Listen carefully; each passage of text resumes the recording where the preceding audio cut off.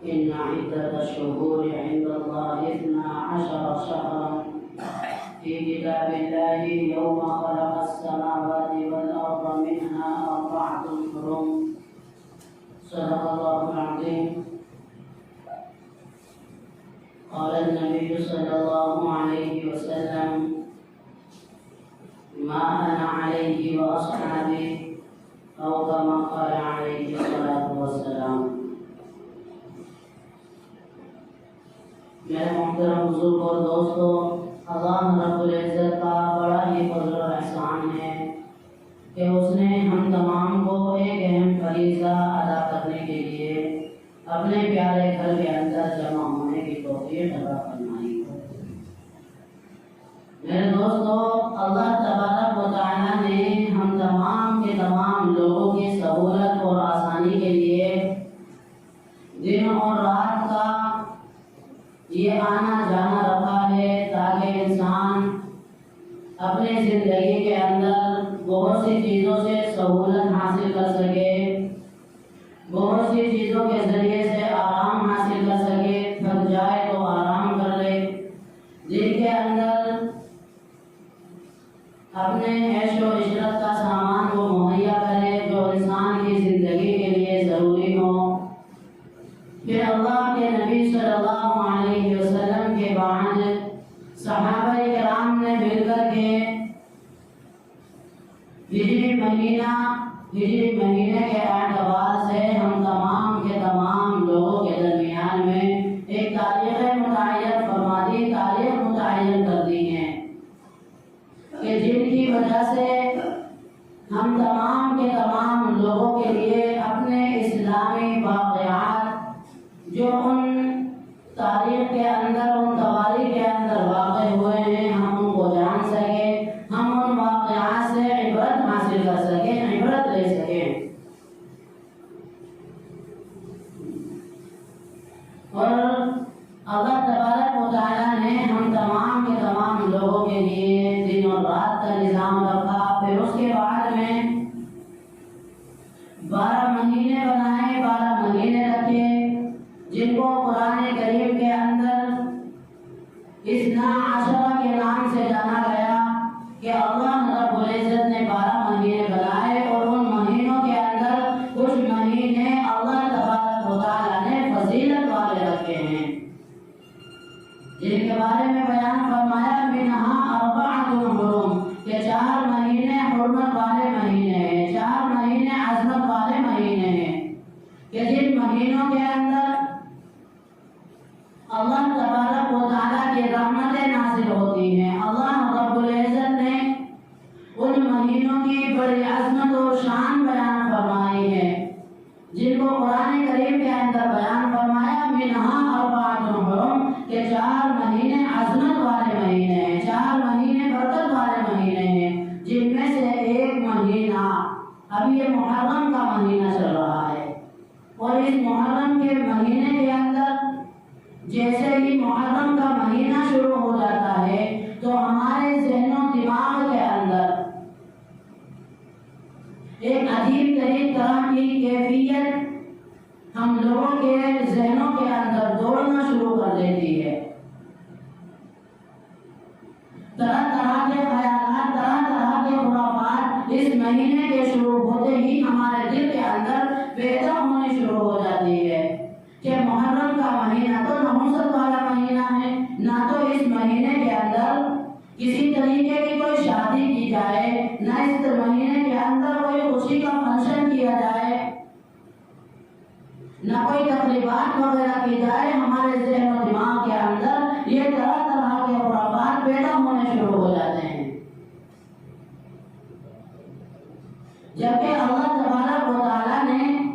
کوئی سی بھی ایک تاریخ یا دن ایسا متعین نہیں فرمایا کہ جس کو یہ قرار دے دیا جائے کہ یہ غم کا مہینہ ہے، یہ غم کا دن ہے، یا یہ غم کا سال ہے، یا یہ غم کا مہینہ ہے۔ کوئی سا دن ایسا نہیں بنایا، بلکہ اللہ تبارک و تعالیٰ نے دن بنائے، اللہ رب العزت نے دن رکھے ہیں۔ اللہ تبارک و تعالیٰ کے نزدیک ہر ایک دن، ہر ایک سال برابر ہوتا ہے۔ وہ ہم لوگ ہی ہیں کہ طرح طرح کی باتیں کر کے طرح طرح کی چیزیں نکال کر کے ہم اس کو غم کا مہینہ بنا لیتے ہیں، یا ہم اس کو خوشی کا مہینہ یا خوشی کا دن بتا دیتے ہیں یا بنا لیتے ہیں۔ اور جب انسان اللہ کے نبی صلی اللہ علیہ وسلم کے طریقے کے مطابق زندگی گزارنا شروع کرے گا، اپنی زندگی کے اندر وہ چیزیں لانے کی کوشش کرے گا کہ جو اللہ کے نبی کے بعد میں صحابہ کرام کے اندر موجود تھی، تو پھر وہ تمام کے تمام خرافات سے دور رہے گا، کیونکہ اللہ کے نبی صلی اللہ علیہ وسلم نے بیان فرمایا کہ میری امت کے اندر 73 فرقے ہوں گے، ہر فرقہ ناری اور جہنمی ہوگا، لیکن صرف اور صرف ایک فرقہ نجات پائے گا، ایک فرقہ جنت کے اندر جائے گا۔ تو صحابہ کرام نے معلوم کیا اے اللہ کے نبی کو کون سا فرقہ ہوگا، وہ کون سا طبقہ ہوگا جو جنت کے اندر جائے گا۔ اللہ کے نبی صلی اللہ علیہ وسلم نے بیان فرمایا ما انا علیہ واصحابی، کہ جو میرے اور میرے صحابہ کرام کے نقش قدم پر چلے گا، اللہ تبارک و تعالیٰ اس فرقے کو جنتی بنائے گا، وہ فرقہ جنت کے اندر جائے گا، اس کے علاوہ جتنے بھی فرقے ہوں گے وہ سارے مردود ہوں گے، وہ سارے جہنم کے اندر جائیں گے۔ اب جب یہ مہینہ آ جاتا ہے تو ہم اپنے آپ کو سوچیں، غور کریں اپنے بارے میں کہ ہم اس مہینے کے بارے میں کیا عقیدہ رکھتے ہیں، ہمارے دل و دماغ کے اندر اس چیز کا کیا تصور پیدا ہوتا ہے، اس مہینے کا کیا تصور آتا ہے۔ ہمیں یہ سوچنا چاہیے کہ کیا ہم انا علیہ واصحابی کے مطابق اپنی زندگی گزار رہے ہیں، یا ہم یہ مہینہ ما انا علیہ واصحابی کے طرز و طریقے سے الگ چل رہے ہیں۔ یہ ہمیں سوچنا چاہیے کہ اللہ کے نبی صلی اللہ علیہ وسلم کے نواسے حضرت امام حسین رضی اللہ تعالیٰ عنہ کی شہادت اس مہینے کے اندر ہوئی۔ اگر ہم یہ سوچنے لگے کہ حضرت امام حسین رضی اللہ تعالیٰ عنہ کا انتقال اس مہینے کے اندر ہوا، شہادت اس مہینے کے اندر ہوئی، تو یہ غم کا مہینہ یا غم کا دن ہو گیا۔ جبکہ اگر ہم دیکھیں، تواریخ اٹھا کر کے دیکھیں، تو کوئی سا دن ایسا نہیں ہے، کوئی سا مہینہ ایسا نہیں گزرا کہ جس مہینے کے اندر بڑی شخصیات اس دنیا سے پردہ نہ فرما گئی ہوں، بڑی شخصیات اس دنیا سے نہ چلی گئی ہوں۔ اور ہمیں یہ بھی معلوم ہونا چاہیے کہ حضرت امام حسین رضی اللہ تعالیٰ عنہ کی شہادت جو ہوئی وہ کس وجہ سے ہوئی ہے۔ کیا یہ کفر و شرک والی کوئی بات تھی، یہ کفر اور اسلام کی کوئی لڑائی تھی ان دونوں کے درمیان میں کہ جو حضرت امام حسین رضی اللہ تعالیٰ عنہ کو شہید کیا گیا؟ نہیں، بلکہ اگر ہم تاریخ اٹھا کر کے دیکھیں تو ہمیں پتہ چلے گا کہ حضرت امام حسین رضی اللہ تعالیٰ عنہ کے پاس میں خط آتا ہے کوفہ کے گورنر کا کہ حضرت امام حسین سے کہا جائے کہ وہ ہمارے ہاتھ پر بیعت کرے، تو حضرت امام حسین رضی اللہ تعالیٰ عنہ نے صاف منع کر دیا کہ ہمیں بیعت نہیں کرنی۔ لیکن حضرت امام حسین رضی اللہ تعالیٰ عنہ کے جو بڑے بھائی تھے حضرت حسن رضی اللہ تعالیٰ عنہ، انہوں نے بیعت کر لی۔ وہ کس وجہ سے؟ حضرت امام حسن رضی اللہ تعالیٰ عنہ نے بیعت کی، کس وجہ سے بیعت کی؟ وہ اس وجہ سے بیعت کی تھی کہ دو مسلمان فرقے ہیں، حضرت امیر معاویہ رضی اللہ تعالیٰ عنہ نے حضرت امام حسین رضی اللہ تعالیٰ عنہ کے پاس میں خط بھیجا تھا اور یہ کہا تھا کہ حضرت امام حسین رضی اللہ تعالیٰ عنہ ہمارے ہاتھ پر بیعت کرے، تو حضرت امام حسین رضی اللہ تعالیٰ عنہ نے منع کر دیا تھا۔ لیکن حضرت امام حسن رضی اللہ تعالیٰ عنہ نے بیعت کی، کس وجہ سے؟ کیونکہ حضرت امام حسین رضی اللہ تعالیٰ عنہ بھی مسلمان اور حضرت امیر معاویہ رضی اللہ تعالیٰ عنہ بھی مسلمان تھے۔ اس وجہ سے ان دونوں فرقوں کے درمیان لڑائی ختم کرنے کے لیے کہ مسلمان آپس میں کہیں لڑ نہ بیٹھے، حضرت امام حسن رضی اللہ تعالیٰ عنہ نے بیعت کر لی تھی، اور حضرت امام حسین رضی اللہ تعالیٰ عنہ نے بیعت کیوں نہیں کی تھی؟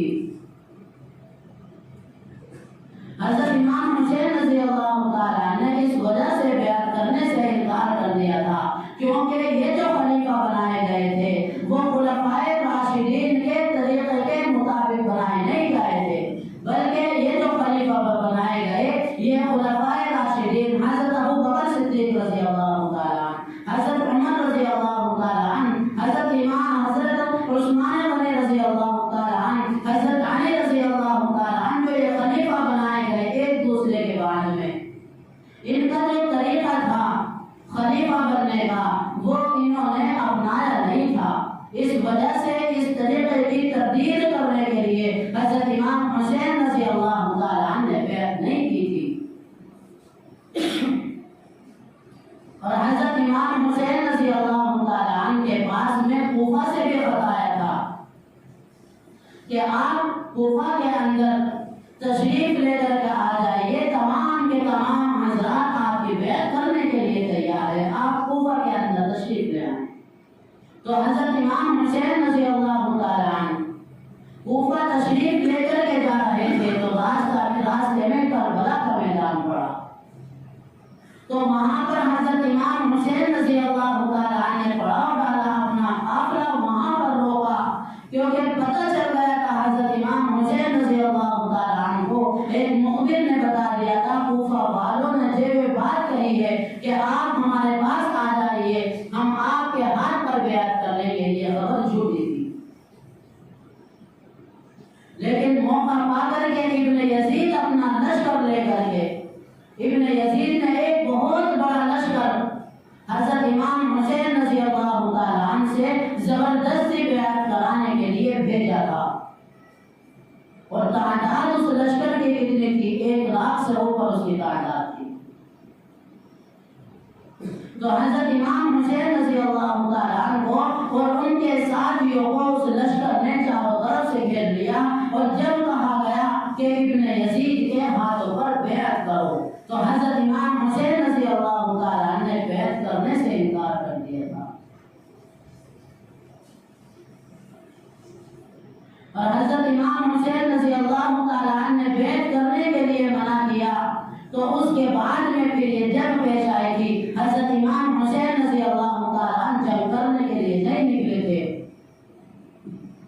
اور حضرت امام حسین رضی اللہ تعالیٰ عنہ اور ان کے ساتھی مرد حضرات اور تمام کے تمام عورتیں ملا کر کے صرف 150 تھے، 150 حضرات یہ تھے۔ انہیں معلوم تھا کہ ہم جیتنے والے نہیں ہیں، ہمیں شکست ہوگی، ہم ہار جائیں گے، لیکن پھر بھی حضرت امام حسین رضی اللہ تعالیٰ عنہ نے یزید کی بیعت کرنے سے منع کر دیا تھا۔ وہ کس وجہ سے کہ کہیں یہ تمام کے تمام لوگ یہ نہ سوچ رہے کہ حضرت امام حسین رضی اللہ تعالیٰ عنہ غلط بات کے خلاف کھڑے نہیں ہوئے تھے۔ حضرت امام حسین رضی اللہ تعالیٰ عنہ نے ذلت کی زندگی سے عزت کی شہادت کے ساتھ مرنا حضرت امام حسین رضی اللہ تعالیٰ عنہ نے پسند کیا، اور آج ہم تمام کے تمام لوگ یہ سوچنے لگتے ہیں کہ حضرت امام حسین رضی اللہ تعالیٰ عنہ لڑائی کرنے کے لیے ان کے ساتھ میں کربلا کے میدان میں نکلے تھے۔ بہت سی اس مہینے کے اندر ایسے خرافات ہیں کہ جن کا تواریخ سے کوئی پتہ ہی نہیں چلتا، تاریخ کے اندر جس کی کوئی حیثیت ہی نہیں ہے۔ اور ایک اور چیز جو ہم تمام کے تمام لوگوں کے لیے سبق ہے حضرت امام حسین رضی اللہ تعالیٰ عنہ کی زندگی سے، وہ یہ ہے کہ جب حضرت امام حسین رضی اللہ تعالیٰ عنہ کو شہید کر دیا گیا تو اب دیکھا کہ حضرت امام حسین رضی اللہ تعالیٰ عنہ کی جو ازواج تھی، جو بیویاں تھی ان کی یا ان کے جو رشتہ دار تھے، کیا انہوں نے ماتم کیا یا ان لوگوں نے نوحہ کیا حضرت امام حسین رضی اللہ تعالیٰ عنہ کی موت پر؟ یہ ہمیں دیکھنا ہے کہ حضرت امام حسین کی زندگی کے کن کن لمحات سے ہم لوگوں کو سبق ملتا ہے۔ تو جب تاریخ اٹھا کر کے دیکھیں گے، ہم لوگ پڑھیں گے، ہمیں معلوم ہوگا کہ جتنے بھی ازواج مطہرات تھی، جتنے بھی حضرت امام حسین رضی اللہ تعالیٰ عنہ کی ازواج تھی یا ان کے گھروں کی عورتیں تھیں، بچے تھے یا اور جو بھی حضرات باقی رہ گئے تھے، تو ان میں سے ایک نے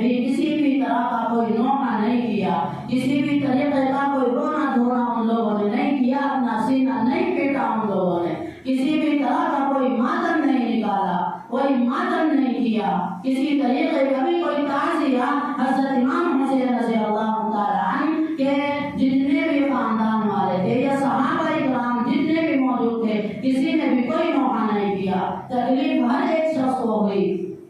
کہ یہ ظالمانہ شہادت حضرت امام حسین رضی اللہ تعالیٰ عنہ کی ہوئی۔ تکلیف ہر ایک شخص کو ہوئی کہ جس کو بیان فرمایا حضرت عبداللہ بن عمر رضی اللہ تعالیٰ عنہ نے کہ کوفہ سے آ کر کے لوگوں نے مشورہ معلوم کیا، مسئلہ معلوم کیا کہ کیا جوں کا مارنا یہ جو ہے کوئی گناہ کا سبب ہے، اس سے گناہ ملتا ہے، یہ ظلم ہے؟ تو حضرت عبداللہ بن عمر رضی اللہ تعالیٰ عنہ نے بیان فرمایا کہ تم نے حضرت امام حسین رضی اللہ تعالیٰ عنہ کی ظالمانہ شہادت کر دی اور اب جوں کا مسئلہ معلوم کرتے ہو آ کر کے۔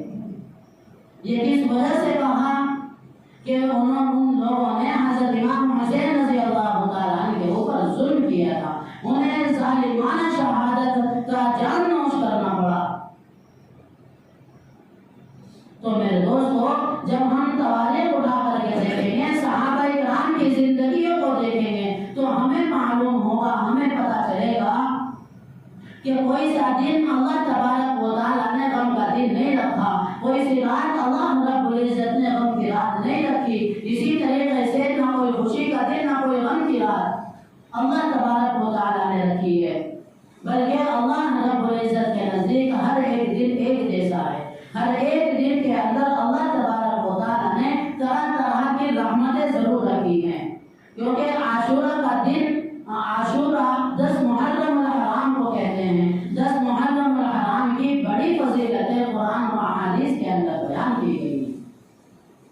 کیونکہ اللہ کے نبی صلی اللہ علیہ وسلم جب مکہ المکرمہ کے اندر تھے تو اللہ کے نبی صلی اللہ علیہ وسلم وہاں پر روزہ رکھا کرتے تھے، اور جب ہجرت کر کے مدینہ پہنچے تو وہاں پر یہودیوں سے معلوم کیا اللہ کے نبی صلی اللہ علیہ وسلم نے کہ تم اس دن روزہ رکھتے ہو، اس کی حقیقت کیا ہے، اس کی وجہ کیا ہے؟ تو یہودیوں نے یہ بتایا کہ اس دن کے اندر حضرت موسیٰ علیہ السلام کو اللہ تبارک و تعالیٰ نے فرعون کے ظلم و ستم سے نجات عطا فرمائی تھی۔ اس دن کی خوشی میں، اس وجہ سے اس خوشی میں ہم لوگ اس دن کا روزہ رکھتے ہیں۔ تو اللہ کے نبی صلی اللہ علیہ وسلم نے بیان فرمایا کہ جتنے زیادہ حضرت موسیٰ علیہ السلام تمہارے نبی تھے، تم ان سے محبت کرتے ہو، اس سے کہیں زیادہ ہم حضرت موسیٰ علیہ السلام کی عزت کرتے ہیں، ہم ان کا ادب و احترام کرتے ہیں، ہم ان کو نبی مانتے ہیں۔ تو ہم بھی آج سے روزہ رکھیں گے۔ صحابہ اکرام کو اللہ کے نبی صلی اللہ علیہ وسلم نے عاشورہ کا روزہ رکھنے کے لیے کہا تھا، اور یہ بھی بیان فرمایا تھا کہ ایک دن آگے کا روزہ رکھا جائے یا ایک دن پہلے کا روزہ رکھا جائے، یا تو 9 محرم الحرام اور 10 محرم الحرام کا روزہ رکھا جائے، یا 10 محرم اور 11 محرم الحرام کا روزہ رکھا جائے۔ یہ اللہ کے نبی صلی اللہ علیہ وسلم نے بیان فرمایا تاکہ یہودیوں سے مشابہت نہ ہو، مشابہت ختم ہو جائے۔ اس وجہ سے ہم تمام لوگوں کو روزے رکھنے چاہیے، 2 روزے رکھنے چاہیے۔ اور ان روزوں کی فضیلت کیا ہے روزہ رکھنے کی؟ بیان فرمایا اللہ کے نبی صلی اللہ علیہ وسلم نے کہ عاشورہ کے دن کا روزہ رکھنا 10,000 شہیدوں کے برابر ثواب رکھتا ہے۔ عاشورہ کے دن کا روزہ رکھنا 10,000 حاجیوں کے حج کے برابر ثواب رکھتا ہے۔ اور اس دن کے اندر اللہ تبارک و تعالیٰ نے بڑے بڑے واقعات رونما فرمائے، بڑے بڑے واقعات اس دنیا کے اندر پیدا ہوئے۔ 10 محرم الحرام کو، عاشورہ کے دن، کیونکہ اس دن کے اندر اللہ تبارک و تعالیٰ نے چاند، سورج، ستارے، زمین و آسمان کو اللہ تبارک و تعالیٰ نے بنایا، جنت کو اللہ رب العزت نے عاشورہ کے دن بنایا، حضرت موسیٰ علیہ السلام کو فرعون کے ظلم و ستم سے نجات عاشورہ کے دن ملی، حضرت عیسیٰ علیہ السلام کو اللہ تبارک و تعالیٰ نے آسمان پر اسی دن اتارا،